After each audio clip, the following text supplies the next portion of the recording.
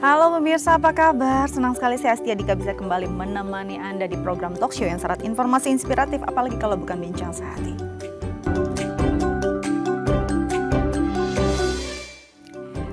Pemirsa Bincang Sehati, pernahkah Anda merasa sepertinya terlalu banyak rangsangan dari lingkungan sekitar? Ada cahaya yang silau, lalu ada suara yang riuh, ada juga aroma yang menyengat dalam waktu yang bersamaan yang membuat otak kita sulit nih memilah rangsangan-rangsangan tersebut untuk apa responnya seperti apa. Nah, ini adalah disebut dengan overload sensori atau kelebihan sensorik. Ini membuat rasa tidak nyaman. Bagaimana mengatasinya? Ini akan menjadi topik kita hari ini. Tapi sebelum itu kita akan bahas dulu nih beberapa mitos atau fakta seputar kemampuan otak. Yang pertama, bahwa katanya otak itu manusia itu hanya menggunakan 10% dari bagian otak untuk berpikir. Nah, ini benar atau tidak? Lalu kalau 10% saja yang digunakan, 90% lainnya untuk apa begitu ya? Nanti kita akan konfirmasi bersama pakarnya. Oke, yang selanjutnya Anda harus lancar satu bahasa dulu nih untuk bisa belajar bahasa yang lain. Nah, kadang-kadang mungkin kita apalagi selama pandemi kemarin ya, di rumah saja banyak nih orang yang mulai belajar bahasa secara daring. Ada yang belajar bahasa Korea bersamaan dengan bahasa Perancis begitu ya. Apakah ini akan memudahkan seseorang untuk menangkap beragam bahasa tersebut, atau sebaiknya satu bahasa dulu kita fasih baru kita beralih ke bahasa yang lain? Nanti kita akan bahas bersama pakarnya ya. Oke, selanjutnya, laki-laki dan perempuan memiliki kemampuan otak yang berbeda.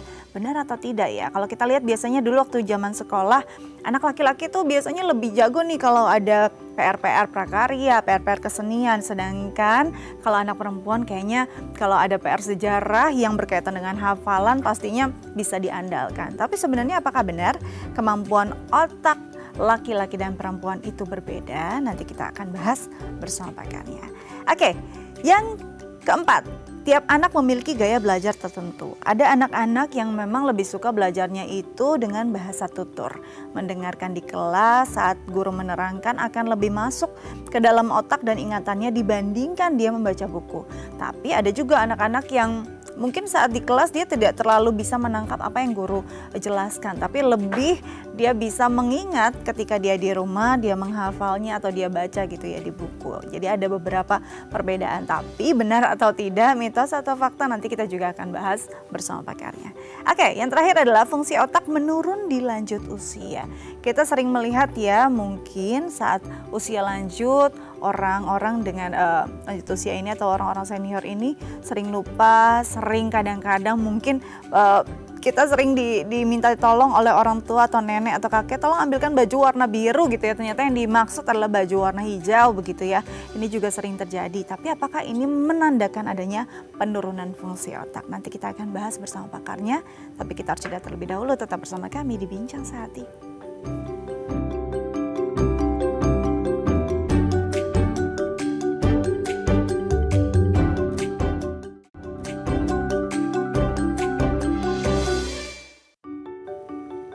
Ya, pemirsa, kembali lagi bersama kami di Bincang Sehati. Di segmen sebelumnya kita sudah bahas beberapa hal, mitos atau fakta seputar kemampuan otak. Dan kali ini akan kita konfirmasi langsung nih bersama pakarnya. Sudah tersambung via Zoom Dr. Ezra Ebenezer Sulaiman, SPKJ Spesialis Kedokteran Jiwa dari Rumah Sakit Medika Permata Hijau. Langsung kita sapa. Halo Dr. Ezra, apa kabar? Halo Mbak Rika, selamat pagi. Selamat pagi. Baik kabar saya, gimana kabarnya Mbak? Hari ini baik, udah siap nih untuk kita berbagi informasi ya untuk pemirsa Bincang Sehati ya dok ya. Oke dokter, hari ini kita membahas tentang kemampuan otak. Sebelum kita bahas tema besar kita nanti ya. Jadi ada beberapa mitos atau fakta yang mau kita konfirmasi nih tentang kemampuan otak. Yang pertama dulu ya dok ya. Yang pertama, benar atau tidak mitos atau fakta nih kalau manusia sebenarnya hanya menggunakan 10% dari otak? Silakan. Ya, itu mitos ya, karena faktanya otak itu bekerja ketika kita melakukan kegiatan yang kecil aja, misalnya menggerakkan tangan, seluruh bagian otak itu bekerja. Jadi otak tuh setiap bagiannya tuh punya fungsi masing-masing ya, dan setiap fungsi masing-masingnya itu akan punya peranan. Misalnya menggerakkan otot, pasti otak di pusat berpikir ini bekerja, lalu akan mengirimkan sinyal ke otak yang mengatur otot kita mulai dari lengan ini sampai semuanya gitu. Sedangkan otak yang mengatur bagian tubuh yang bekerja sendiri atau otonom seperti jantung, ginjal dan sebagainya juga bekerja secara simultan pada saat yang sama. Bahkan di saat kita sedang tidak melakukan apa-apa pun, otak juga bekerja walaupun tergantung bagiannya, khususnya mengatur bagian-bagian yang bekerja sendiri tanpa kita suruh. Jadi bisa dibilang bahwa hanya 10% bagian otak yang bekerja yang kita pakai, ya tidak benar. Bahwa setiap kali melakukan tindakan tertentu memang mungkin tidak semua langsung seluruhnya bekerja, memang iya, tapi pada umumnya seluruh bagian otak kita sudah gunakan. Jadi itu mitos. Jadi itu mitos ya, kalau hanya digunakan 10% sepertinya seperti kalau di ponsel mode hemat begitu, tidak ya. Bekerjanya optimal, otak selalu bekerja optimal walaupun mungkin tidak seluruhnya. Nah kalau kita bicara tentang, sebelum kita beralih ke mitos fakta lainnya nih dok. Kalau kita sedang tidur, sebenarnya otak kita berapa persen yang digunakan? Ataukah sebenarnya bekerja juga dengan optimal saat tidur? Ya, pada saat tidur pun kita, walaupun kita merasa kita tidak melakukan apa-apa, tapi kan seluruh tubuh kita tetap hidup ya. Jantung, paru, dan organ tubuh dalam ini semuanya tetap hidup. Sehingga bagian otak yang mengatur seluruh organ itu yang tetap berjalan, bahkan bagian otak yang mengatur otot kita pun tetap bekerja. Karena akan ada gerakan-gerakan refleks yang kita tidak sadari, sehingga pada suatu saat, misalnya kita di satu posisi ya, bagian tersebut kurang mendapatkan darah, pasti akan menimbulkan rasa tidak nyaman di bagian tersebut yang akan dikirim ke otak, sehingga otomatis otak akan tanpa kita sadari kita berubah posisi. Nah, belum lagi organ tubuh dalam yang bekerja sendiri, belum termasuk aktivitas otak sendiri yang bekerja di saat tidur. Jadi otak itu sendiri pada saat kita tidur punya kegiatan. Ya, jadi jangan dianggap itu mati, kayak komputer mati, kita switch off, udah nggak kerja. Nggak, kalau otak justru sibuk bekerja, malah mungkin lebih sibuk dari biasanya. Karena dia tetap melakukan tugas untuk mengontrol organ tubuh, dan juga dia mengatur pekerjaannya sendiri dalam ketika tidur, karena ada tahapan yang dilakukan oleh otak. Baik, jadi otak apapun organ yang ada di tubuh kita selama kita masih hidup tidak mungkin berhenti bekerja. Jadi memang baik-baik kita jaga semua anggota tubuh kita dan organ tubuh kita ya, agar pekerjaan ini bisa berjalan dengan optimal. Oke, yang selanjutnya mitos atau fakta bahwa kita harus lancar dulu nih satu bahasa baru kita bisa nih belajar bahasa yang lain. Kadang-kadang mungkin selama pandemi kemarin saya juga coba nih belajar bahasa Korea sambil belajar bahasa Perancis. Akhirnya nggak ada yang saya bisa. Ini benar nggak sih dok bahwa sebenarnya lebih baik kita belajar satu-satu dulu baru nanti kita beralih ke bahasa yang lain? Ya, tergantung konteksnya ya. Kalau yang dimaksud pada saat yang sama belajar dua bahasa, misalnya pada saat ini saya belajar bahasa Rusia sama bahasa Perancis, ya tentu nggak akan bisa, perlu satu-satu. Pada saat ini sejam ini saya belajar bahasa Rusia, mungkin lalu sejam istirahat, sejam lagi saya baca bahasa Perancis. Nah, bahwa dalam konteks bersamaan dalam periode waktu tertentu, misalnya dalam masa pandemi selama 2 tahun saya belajar beberapa bahasa dalam satu waktu yang sama, yaitu 2 tahun, ya bisa, tentu saja bisa. Tetapi tentu kita perlu memberikan jeda. Jadi dan perlu memberikan batas. Misalnya gini, jadi ada targetnya, kita perlu targetkan agar otak kita nggak pusing. Kalau kita belajarnya benar-benar serampangan dan semua bahasa dibelajar serampangan pada saat yang serampangan, memang kita akan stres sendiri karena otak kita memang kerjanya jadi semakin berat ya. Tetapi kalau kita mengaturnya, misalnya ada sistem jadwal, misalnya hari Senin saya belajar bahasa Prancis, Selasa saya belajar bahasa apa, ya itu tentu saja bisa. Tapi memang membutuhkan ekstra keras usaha dari kita. Plus bakat. Apakah memang secara bakat kemampuan otak kita memiliki bakat berbahasa yang lebih dari rata-rata? Kalau iya, itu akan lebih memudahkan orang tersebut untuk belajar bahasa dalam satu periode waktu yang sama untuk beberapa bahasa gitu ya. Jadi apakah bisa? Apakah tidak bisa, tergantung konteksnya. Kalau dalam persis waktu yang sama, dalam jam yang sama tentu tidak bisa. Atau kalau misalnya dari bayi ya, kita ngomongin dari anak masih bayi, dia belum tahu bahasa, lalu kita ajari dua bahasa bersamaan, dia akan bingung pasti kan, karena dia belum menguasai sama sekali salah satu di antaranya. Sehingga tentu kalau pada bayi dia tetap harus punya satu bahasa mother tongue-nya ya, yang memang bahasa dasarnya. Baru kita ajarkan bahasa yang lain setelah itu. Nah, tapi kalau setelah dewasa kita mau belajar beberapa bahasa dalam waktu periode yang sama, tapi bukan persis bersamaan, ya bisa. Tinggal pengaturannya saja. Apalagi kalau punya bakatnya. Baik, jadi ini mitos ya. Jadi tidak apa-apa belajar beberapa bahasa dalam periode yang sama, bukan waktu yang bersamaan. Tapi ini terkecuali untuk bayi, karena bayi memang harus benar-benar tahu dulu bahasa ibunya apa agar fasih, agar nanti bahasanya nggak campur-campur kayak anak Jaksel juga ya dok ya si bayinya ya. Nah ini dia yang harus dipikirkan. Jadi mungkin kalau saya jadinya berantakan, mungkin pertama tidak fokus, jedanya juga terlalu dekat, atau mungkin tidak punya bakat juga untuk bisa mempelajari banyak bahasa dalam waktu yang sama begitu ya. Oke, selanjutnya kita lanjut nih, bahwa katanya kalau faktanya laki-laki dan perempuan itu punya kemampuan otak yang berbeda-beda, punya kemampuan atau keunggulan masing-masing. Kan kalau kita lihat dulu ya dok, waktu zaman sekolah, aduh kalau misalnya ada pelajaran kesenian atau prakarya nih, udah deh deketin temen yang cowok nih biar bisa bantuin, karena pasti mereka lebih jago gitu ya. Tapi kalau misalkan pelajaran-pelajaran sejarah, aduh boleh tanya-tanya sama saya, karena saya pasti hafalannya lebih jago nih dari laki-laki. Itu betul atau enggak, mitos atau fakta? Ya kalau yang ini relatif ya. Relatif. Satu-satu saya bahas mengapa relatif ya. Dalam konteks bahwa volume otak pria rata-rata lebih besar 10% kurang lebih dari volume otak perempuan, memang iya. Tetapi kemampuannya secara keseluruhan, secara umum, ya jangan dibedakan per orang ya, bisa berbeda lagi ya. Secara umum tidak berbeda, artinya semuanya punya kemampuan yang relatif sama, baik perempuan maupun laki-laki. Ya?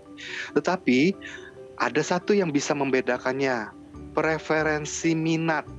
Ya, preferensi sesuatu yang menyenangkan bagi dia, berkaitan dengan bakat, berkaitan dengan minat, dan berkaitan dengan sifat dasar dan kepribadian orang tersebut. Sehingga kalau laki-laki memang secara hormonal lebih banyak testosteronnya. Dengan testosteron yang lebih banyak ini umumnya subjek laki-laki itu cenderung lebih agresif, lebih spontan, lebih senang kegiatan yang mengeluarkan energi dibanding kegiatan yang melibatkan berpikir. Sehingga memang umumnya laki-laki jadinya lebih sering melakukan kegiatan yang lebih menggunakan energi, lebih menggunakan otot daripada berpikir, sehingga dia lebih terampil. Itu bedanya ya. Bukan berarti kapasitas kemampuan otaknya berbeda murni dari lahir, bukan. Tapi lebih kepada minatnya yang berbeda terkait dengan hormonal kelaki-lakiannya. Begitu juga perempuan. Itu yang akhirnya menciptakan individu laki-laki dan perempuan pada akhirnya memang memiliki keberbedaan kemampuan. Tetapi jangan dianggap itu semua hanya berdasar dari lahirnya bakat otaknya, tidak. Ya, jadi ada perbedaan, makanya saya bilang relatif. Jadi apakah mitos? Ya bisa dibilang mitos kalau secara umum. Tapi faktanya memang ada perbedaan, betul, tapi tidak murni karena otak saja. Gitu. Jadi banyak faktor yang melibatkan sehingga terjadinya minat dan bakat yang berbeda. Jadi kalau dilihat kok fakta di lapangannya ada kok gitu, tapi ini terjadi bukan karena kemampuan otaknya yang berbeda. Kemampuan otaknya mayoritas sama loh, selama tidak ada gangguan di masa kehamilan sampai lahir gitu ya. Tapi yang memengaruhi adalah minat. Akhirnya memang banyak laki-laki yang karena memang kinestetik juga gitu ya, dia lebih tangkas, lebih terampil untuk suatu hal yang berkaitan dengan otot. Kalau perempuan memang jangan ditanya lagi masalah hafalan sejarah. Kesalahan 10 tahun yang lalu aja bisa diingat ya dok ya. Itu udah ahlinya perempuan ya. Oke, jadi itulah pemirsa, bukan masalah kemampuan otaknya, memang minatnya dan juga karakternya juga ya. Oke, selanjutnya nih. Benar atau tidak kalau fakta tiap anak memiliki gaya belajar yang berbeda? Kadang-kadang kan mungkin ada orang tua yang punya beberapa anak, kok anak yang pertama kayaknya memang sukanya baca buku, yang satu lagi nggak suka nih baca buku, tapi kok tetap ya mereka punya cara masing-masing untuk bisa menyelesaikan tugasnya. Sebenarnya apakah ini dipengaruhi otak? Atau justru balik lagi tadi dipengaruhi gaya seseorang, karakter seseorang, akhirnya punya cara belajar yang berbeda? Iya, kalau ini fakta. Pada dasarnya semua bergantung dari satu, bakat genetik yang dia dapatkan dari kedua orang tuanya, bagaimana kecerdasannya, bagaimana minat bakatnya, dan yang kedua pola asuh di lingkungan tersebut yang mempengaruhi dia, sehingga misalnya kalau memang dari kecil dia melihat namanya setiap kali ngasuh. Oke. Baik, sepertinya ada gangguan teknis. Silakan Dok, dilanjutkan. Ya. Iya. Jadi pada dasarnya kalau ini benar ya, benar bahwa ini tergantung dari masing-masing individunya, sehingga gaya belajarnya bisa berbeda, bergantung dari apa? Dari bakat genetik, kemampuan yang dimiliki, yang diturunkan dari orang tua, dan juga pola asuh dari orang tua. Oke, jadi bisa dibilang ini benar ya Dok ya, bukan mitos, bahwa memang ada pengaruhnya, apalagi dari genetik, juga kebiasaan orang tua di rumah seperti apa juga. Nah ini bisa mayoritas bisa benar. Oke, selanjutnya yang terakhir nih Dok, fungsi otak orang yang senior, yang lanjut usia ini pasti menurun, benar atau tidak? Ya, bahwa memang semakin tua kita, tentu tubuh kita dan nuaan itu benar. Suara saya terdengar, maaf. Ya, tadi terputus-putus Dok, boleh diulangi, silakan. Bahwa memang terjadi, ya, bahwa memang benar semakin kita berusia maka semakin tua juga tubuh kita termasuk otak. Nah tentu tuanya ini juga diikutin oleh penurunan fungsi, bahwa memang semakin tua otak kita semakin turun fungsinya karena sel otaknya juga semakin banyak yang mungkin sudah rusak dan mati. Itu benar. Walaupun demikian tidak bisa disamakan misalnya si A sama si B. Karena ada faktor apa? Bisa saja ada faktor genetik berupa memang penyakit degeneratif yang memudahkan dia semakin cepat rusaknya otak tersebut. Atau yang kedua tergantung stimulasi orang tersebut merangsang otaknya. Jadi kalau individu A rajin olahraga setiap pagi sampai tua pun begitu, maka otaknya pasti akan lebih terlatih, lebih baik fungsinya dibanding orang yang dari muda tidak mau olahraga, tidak mau beraktivitas, cenderung mau tiduran aja dari pagi sampai malam. Tentu akan lebih cepat menurun fungsi otaknya. Nah, tapi secara umum orang dewasa dengan orang di atas 50-an tahun tentu fungsinya sudah berubah. Di atas 50-an tahun sampai seterusnya memang akan terjadi penurunan fungsi otak memang. Baik, jadi kalau ini fakta ya Dok ya, bahwa memang pastinya usia lanjut, karena otak juga ini organ yang sudah digunakan sepanjang hidupnya, pastinya ada penurunan. Tapi tidak bisa disamakan, semua yang usianya lanjut pasti punya kemampuan otak yang sama dan menurunnya juga drastis. Karena ada juga nih yang memang rajin olahraga, mungkin rajin melatih atau mengasah otaknya, akhirnya saat usia lanjut kemampuan otaknya masih jauh di atas teman-teman seusianya. Tapi yang sekarang lagi kaum rebahan, hati-hati, mungkin nanti pas tua penurunan otaknya bisa drastis ya.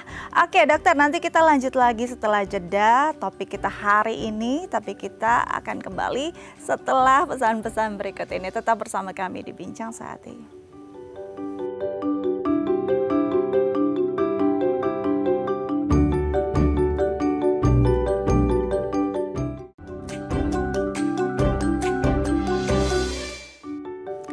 Ya pemirsa, kembali lagi bersama kami di Bincang Sehati, dan kali ini kita akan bicara atau berbincang tentang overload sensori atau kelebihan sensorik. Nah ini kondisi yang pastinya membuat sebagian orang merasa tidak nyaman. Tapi seperti apa kita mengenalinya? Kadang mungkin orang juga tidak mengerti juga nih, saya nggak nyaman gara-gara apa gitu ya. Dan bagaimana kita mengatasinya? Ini akan kita bahas hari ini. Nah, untuk pemirsa di rumah yang mungkin punya pengalaman atau yang ingin ditanyakan terkait tema kita hari ini, bisa menelpon kami di 0212903244 atau DM ke Instagram kami di @daifamily. Aduh, saya mulai sulit nih ya. Kayaknya udah kelebihan sensori kali ya di sini ya. Oke, selanjutnya akan kita bahas bersama dokter. Kita masih bersama Dokter Ezra. Dok, masih bersama kami, Dok? Iya. Oke, hari ini kita bahas tentang overload sensori gitu ya. Ini bicara tentang banyaknya rangsangan yang terjadi dalam waktu bersamaan terhadap seseorang yang otomatis memengaruhi kerja otaknya. Kalau bicara tentang rangsangan, sebenarnya apa atau bagaimana kerja otak ketika rangsangan itu datang pada kita? Jadi ketika rangsangan itu masuk lewat panca indera kita, lewat mata, telinga, dan sebagainya, misalnya ada kejadian apa ya terjadi di depan mata kita, itu akan dikirimkan ke otak ke bagiannya masing-masing. Kalau mata ke bagian agak belakang, kalau sumbernya dari pendengaran di bagian dekat telinga ini dan sebagainya. Lalu dari situ akan dikirim ke pusat otak di depan sini, otak besar di bagian depan. Bakal diolah, akan dipikirkan, akan muncul pikiran oleh kita, oh ini apa ya bunyi besar ini ya, oh sepertinya ada asap-asapnya ya, apa ini kebakaran atau apa. Akan muncul penafsiran dari otak kita terhadap data yang masuk lewat panca indera kita. Nah, lalu tentu ini akan dipengaruhi oleh bakat dari kemampuan mengelola emosi kita. Kalau kita orang yang mudah cemas, mulai dari terpikir, aduh bahaya nih, nanti saya kena kebakaran juga nggak rumah saya ya.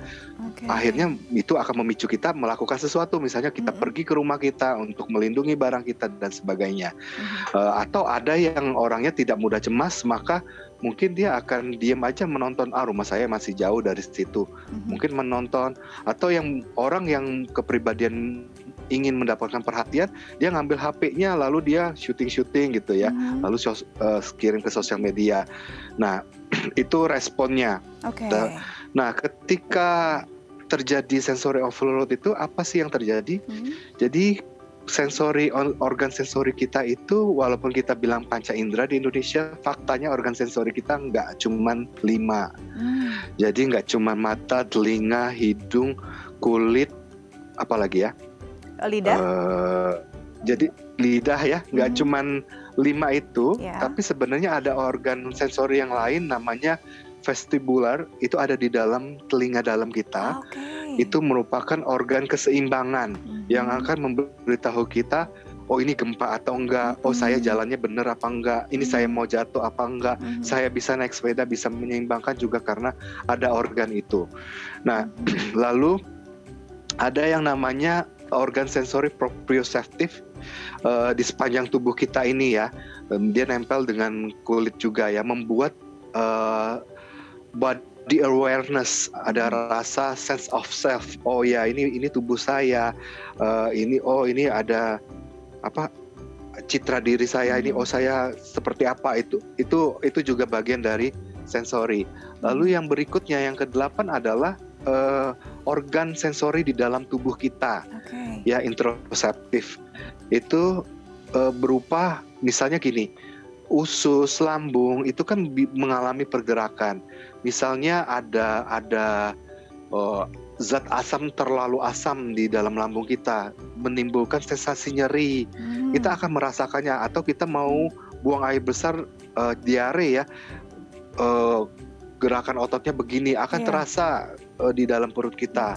Nah, itu juga termasuk organ sensori ya. Nah, kalau misalnya dalam satu waktu terjadi banyak sekali sumber data yang masuk ke organ sensori kita, misalnya ya, sebagai contoh, misalnya kita berada di tempat yang, di PRJ deh misalnya, kita berada di PRJ di saat lagi rame-ramenya, di hari Minggu lagi ada konser segala macam ya, orangnya sudah banyak, orang yang ngobrol hampir semuanya ngobrol. Habis itu banyak juga suara-suara, sumber suara dari konser, dari booth-booth ya. Betul. Habis itu banyak sekali booth dengan berbagai warna, berbagai corak dan berbagai gaya gitu. Belum lagi mungkin kalau kita datang sama anak dan istri kita ya, anaknya rewel, istri kita ngajak ngomong, wah itu pasti banyak sekali Ya, betul, data betul. yang masuk ke telinga, hidung, mata dan seluruhnya ya. Bisa saja kemudian membuat otak kita jadi kayak Yes. komputer itu ngehang Ngehang. ya. Wow. Jadi nggak bekerja ya. Jadi error gitu ya. Nah, itulah kurang lebih yang terjadi pada sensory overload.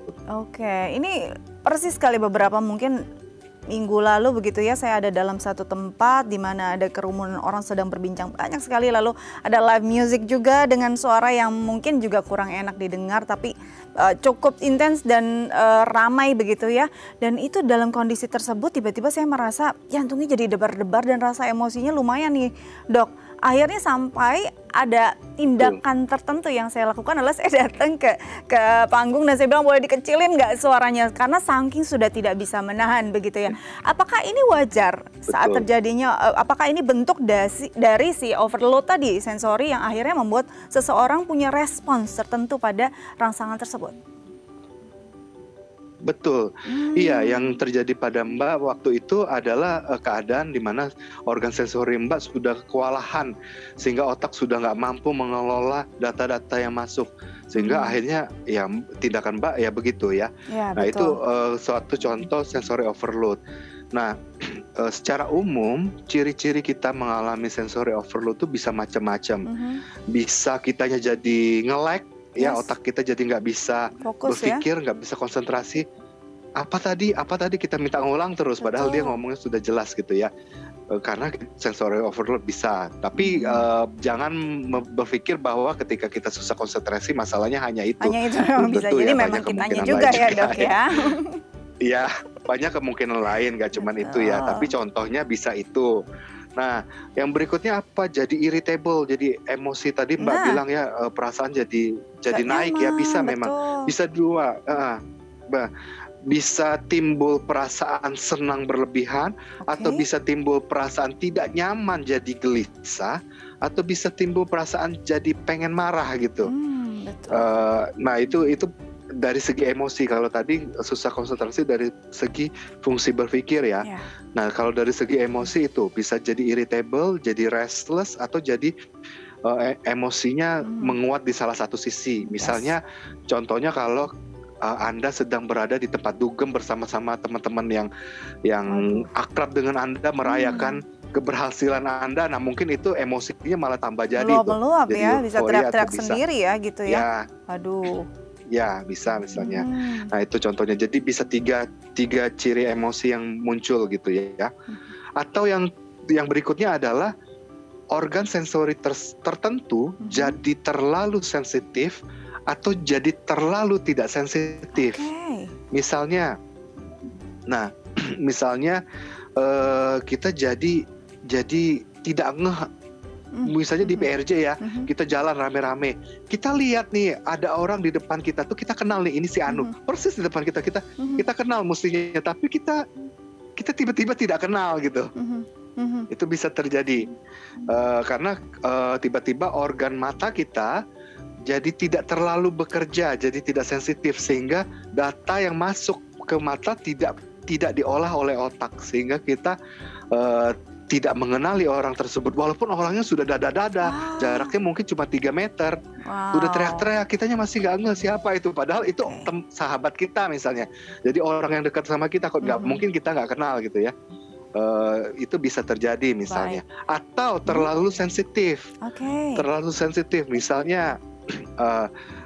Itu pernah terjadi sama saya tuh ya. Saya memang pada dasarnya setiap orang punya perbedaan kesensitivitasan di organ-organ tertentu. Ada yang tidak terlalu sensitif, ada yang terlalu sensitif. Tapi dalam waktu ke waktu, misalnya saya menyadari hidung saya, indera pembau saya itu cenderung lebih sensitif, sehingga bau kecil aja saya bisa terganggu gitu ya. Nah, tapi bukan berarti saya akan selalu terganggu. Pada saat tertentu bisa saja saya tidak terlalu bekerja nih organ hidung saya, sehingga tidak terlalu menciumnya, bisa. Bukan karena pilek ya, tapi karena memang tidak terlalu bekerja. Nah, pernah tuh saya mengalami sensory overload juga kalau diingat-ingat. Waktu saya dulu masih sekolah di Fakultas Kedokteran, waktu itu beban tugas lagi banyak sekali, lalu situasi di unit gawat darurat lagi rame banget, dan saya harus bekerja di satu ruangan bedah yang memang baunya macam-macam, bau darah lah, bau bahan kimia segala macam. Tiba-tiba pada saat itu, biasanya saya biasa aja, tapi saat itu sepertinya saya jadi sensitif, super sensitif, sehingga itu membuat saya muntah tiba-tiba. Gitu ya. Walaupun secara psikologisnya itu punya makna sih. Pada saat saya muntah itu, secara psikologisnya saya tidak bisa menerima keadaan yang terlalu stressful itu. Betul. Walaupun secara deskriptifnya yang terjadi adalah hidung saya tiba-tiba mengalami sensory overload, di mana terlalu sensitif sehingga merangsang refleks muntah saya. Gitu. Jadi bahkan bisa gejalanya sampai ada gejala fisik ya, tadi ya sakit, nyeri, muntah. Wah, luar biasa. Makin seru, nanti kita lanjut lagi ya dok ya, tapi kita harus jeda terlebih dahulu pemirsa. Jangan kemana-mana, tetap bersama kami di Bincang Sehat ini.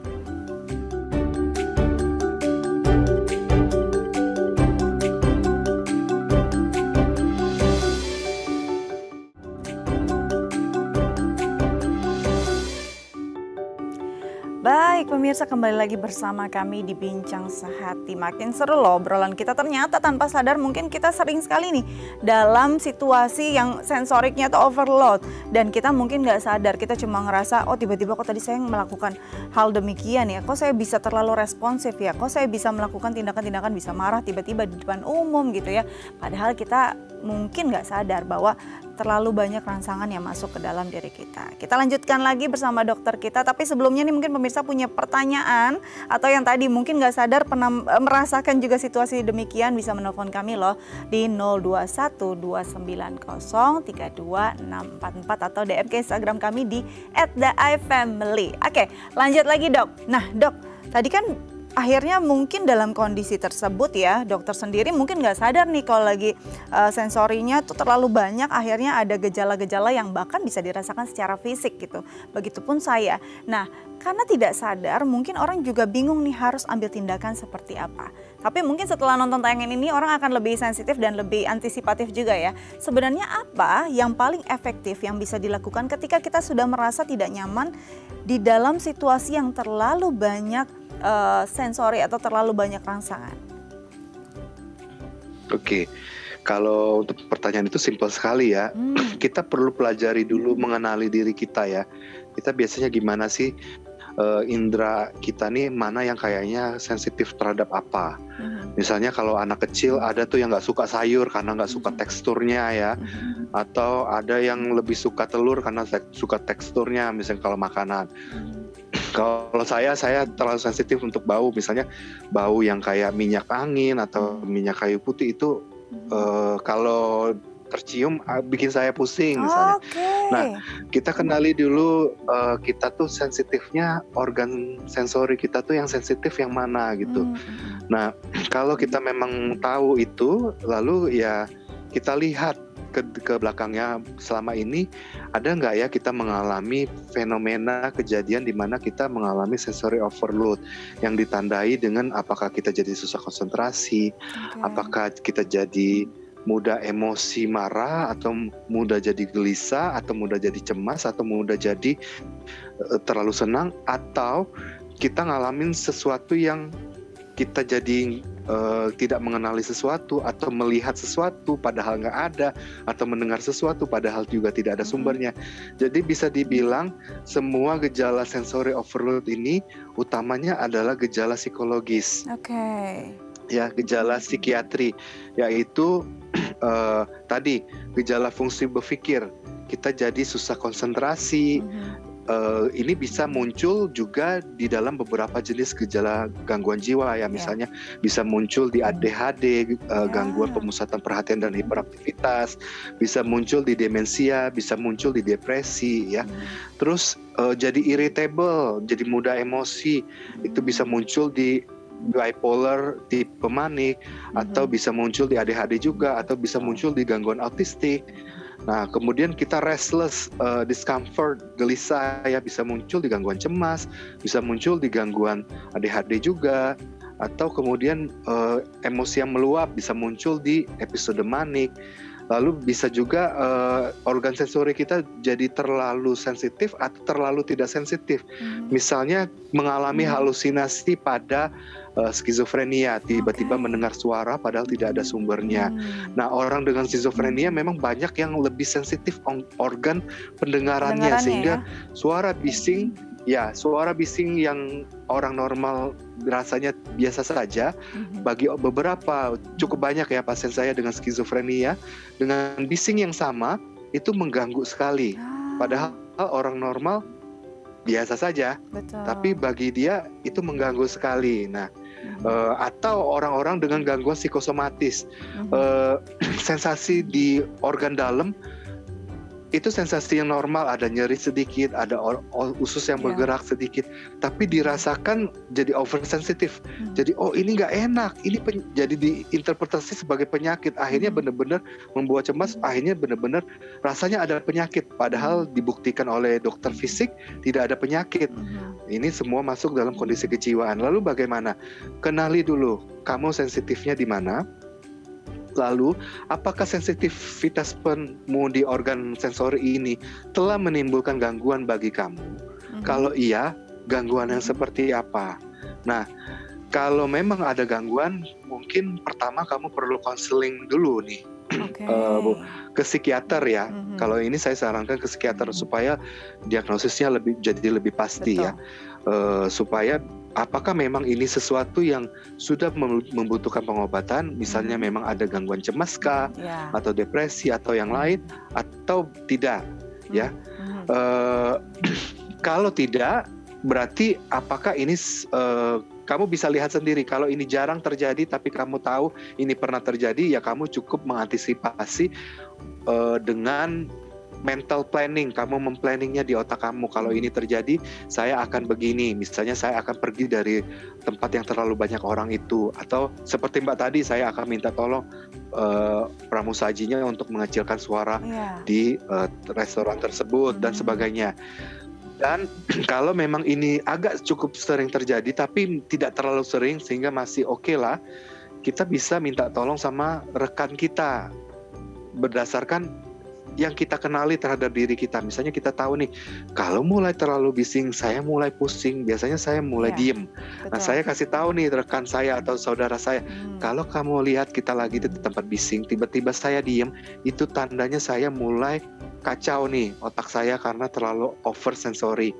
Ya, kamu bisa bantu saya dengan narik saya ke tempat yang lebih tenang misalnya. Karena pada saat itu mungkin saya nggak bisa berpikir.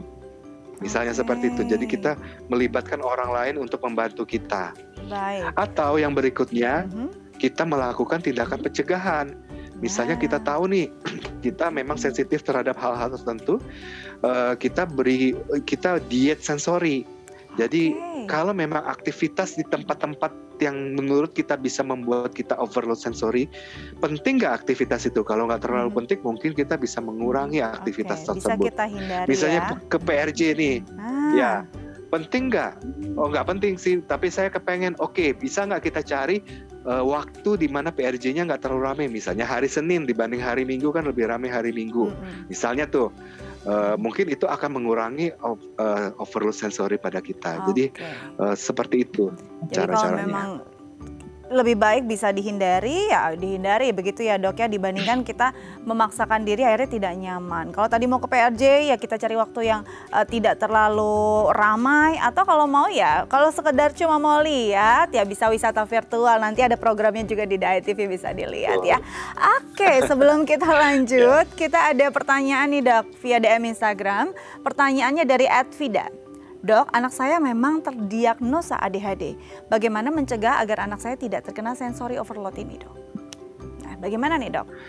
Nah, jadi memang kalau mau dilihat-lihat ya, hampir mungkin hampir 70% seluruh diagnosis gangguan jiwa itu melibatkan masalah sensory overload. Tapi bukan berarti orang yang mengalami sensory overload pasti akan mengalami gangguan mental emosional, belum tentu ya. Belum tentu. Nah, untuk ADHD sendiri memang dia punya masalah dalam pemusatan perhatian, dalam artian ini pattern yang dari awal pembentukan dia dari embrio itu memang sudah begitu, sehingga dia lahir itu dalam bentuk kemampuan otak yang sulit menghambat impuls tertentu. Jadi gini, jadi rangsangan dari luar ke kulit kita berupa mungkin suhu, ke telinga dan ke seluruh organ sensori kita itu kan terjadi begitu saja pada saat yang sama. Bahkan ketika saya bicara begini kan, suhu ruangan ini akan mengenai ini saya kan. Nah, tapi masalahnya pada anak dengan ADHD, dia terlahir dengan kemampuan otak yang sulit mengadakan penghambatan di data sensorik yang masuk ke organ sensorik mana yang nggak perlu. Kalau kita nih bisa nih, saya nih bisa, Mbak bisa nih. Pasti suhu ruangan di studio juga dingin kan, tapi Mbak bisa mengabaikannya. Walaupun terlalu dingin, Mbak bisa mengabaikannya sehingga Mbak tetap bisa mewawancara saya dengan baik gitu ya. Walaupun faktanya kedinginan mungkin. Ini, Dok. Nah, tapi anak dengan ADHD, otak dia sulit untuk menghambat rangsangan dari sensori mana yang perlu dihambat karena tidak terlalu perlu. Dia sulit, otaknya sulit mengaturnya, meregulasinya, sehingga semua rangsangan yang masuk ke seluruh organ sensori semuanya mau diperhatikan, sehingga dia akan berusaha memperhatikan. Misalnya ada yang lewat, dia mau memperhatikan. Ada bunyi jatuh benda, dia mau memperhatikan. Ada bau apa, dia mau memperhatikan. Sehingga karena terlalu otaknya tidak bisa memilah, semuanya mau diperhatikan, dia akan menampilkan perilaku hiperaktif. Karena yang kita lihat adalah, dia dikit-dikit ke sini, baru main ini, tiba-tiba belum selesai dia sudah pindah ke sana. Banyak terdistraksi dia juga sudah ya, pindah Dok ke ya? sana. Iya, banyak terdistract. Karena otaknya sulit untuk menghambat informasi dari organ tubuh mana yang perlu dihambat, mana yang tidak. Dia sulit memilah itu. Jadi memang Secara sebaiknya kalau bisa biologi, dihindari ya, Dok ya. Kalau bisa agar nyaman anaknya tidak di dalam kerumunan yang terlalu banyak rangsangan yang membuat dia tidak nyaman dan akhirnya hiperaktif. Oke, nanti kita lanjut lagi, Dok. Tapi kita harus jeda terlebih dahulu. Pemirsa jangan kemana-mana, tetap bersama kami di Bincang Saat ini.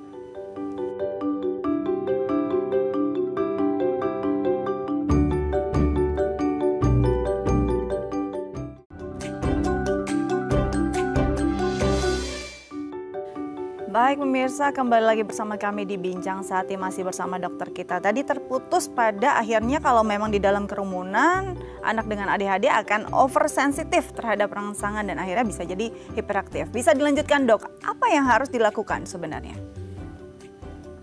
Iya, sebagai orang tua kita tahu kan anak kita ini otaknya susah untuk memilah-milah informasi mana yang perlu diteruskan, dilakukan atau diresponi, mana yang tidak.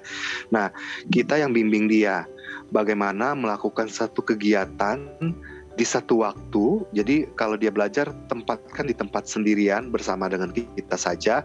Tidak ada cahaya yang aneh-aneh, tidak ada bentuk barang yang aneh-aneh, tidak ada bunyi-bunyian yang lain yang aneh-aneh. Nah, kita mengajak dia untuk fokus belajar. Lalu kita bisa misalnya mengencourage dia. Misalnya dia berhasil membaca satu bagian, kita puji dia, kita beri pelukan. Mungkin dia perlu istirahat dulu, kita beri jeda, lalu kita lanjutkan lagi.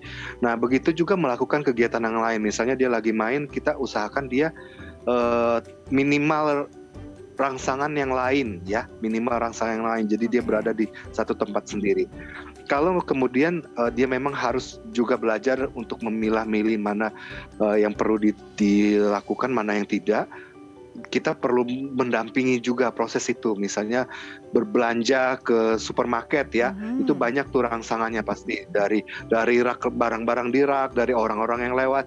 Nah, kita bisa mengalihkan dia, menepuk pundak dia, ngajak ngomong dia, tapi jangan ngomong dulu sebelum dia lihat kita. Itu untuk mengajak dia mengalihkan perhatian dia dari yang tadinya dia memperhatikan yang lain untuk kemudian memperhatikan kita. Jadi kita melatih dia untuk belajar memusatkan perhatian. Jadi dua hal tadi, kita mengajak dia memusatkan perhatian dengan mengurangi rangsangan, tapi di waktu tertentu nanti kita perlu juga memaparkan dia di tempat yang banyak rangsangannya, tapi kita mengajak dia memusatkannya pada kita, melatih. Lama-lama mudah-mudahan ini akan membantu. Tapi kalau derajatnya sedang dan berat, memang pada akhirnya tetap membutuhkan bantuan pengobatan dari psikiater. Baik, jadi memang ini adalah hal-hal yang mungkin bisa dilakukan secara sederhana ya di rumah begitu, dan tapi kalau memang kondisinya sudah tidak nyaman, memang perlu bantuan tenaga profesional agar mendapat treatment yang baik, atau mungkin memang membutuhkan obat juga agar kondisinya akan berjalan lebih baik. Oke, Dok, yang terakhir kita akan berikan tips mungkin secara simpel bagi orang yang memang oversensitif juga. Ini kan sensitivitas orang berbeda-beda, agar dia tidak terjebak pada overloadnya sensori. Iya, pada umumnya kita perlu memberikan waktu me time lah dalam tanda kutip ya. Jadi supaya kita bisa mengistirahatkan organ sensori kita. Nah, pada saat me time ini mungkin kita bisa meminimalisir cahaya, lalu meminimalisir musik atau bunyi-bunyian suara yang bersumber dari tempat lain gitu ya. Bisa pakai bunyi-bunyian alam, misalnya kita sekarang udah banyak tuh dari YouTube atau dari mana, bunyi hujan atau bunyi air mengalir. Jadi ketika kita pulang, kita sudah mandi, kita mau tidur, kita matikan cahaya, mungkin pakai cahaya lampu tidur aja, kita nyalakan musik yang nyaman ya, musik Dok, relaksasi ya? Dengan musik lingkungan gitu, ASMR gitu istilahnya ya. Baik, lalu jadi itu bisa jadi ya, Dok, juga ya? pakai selimut. Nah, ya, jadi nyaman semua. Mata. Oke, dokter, terima kasih banyak nih. Banyak banget sebenarnya tips yang pasti dokter bisa berikan, tapi waktunya terbatas. Nanti kita lanjut lagi mungkin di episode lain ya. Dokter tetap jaga kesehatan dan selamat kembali bertugas, Dok. Baik, pemirsa bincang. Iya, terima kasih, Dok. Baik, pemirsa bincang sehati, tips tadi semoga bisa berguna untuk Anda di rumah.